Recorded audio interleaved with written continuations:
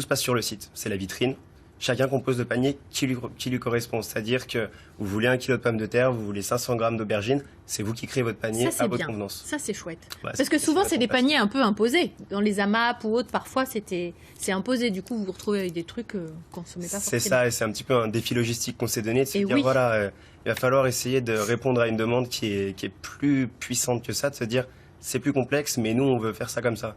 Donc, c'est ce qu'on a mis en place au début. Donc, c'est chacun compose son panier comme il le veut, comme Ok. j'ai pu le dire juste avant. D'accord. Nous, à 18 h le mercredi, c'est notre timeline, c'est-à-dire qu'à ce moment-là, on coupe les commandes. On coupe les commandes, on voit les quantités qu'il nous faut, et après ce moment-là, on appelle nos agriculteurs. En fait, ce qui nous permet de savoir, ben voilà, il nous faut 1 tonne de pommes de terre. On appelle un agriculteur, on lui dit, écoute, est-ce que tu aurais ça pour moi, pour demain? Il nous dit, j'en aurais pas 1 tonne, mais j'en aurais 300 kilos à te fournir. Du coup, on en appelle un autre, puis un autre. Et en fait, le but, c'est de faire travailler le maximum d'agriculteurs sans leur imposer de cadence,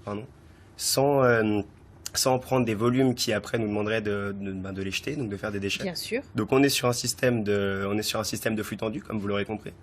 J'en ai besoin de 100 kilos, j'en prends 100 kilos, pas plus, pas moins. Donc du coup,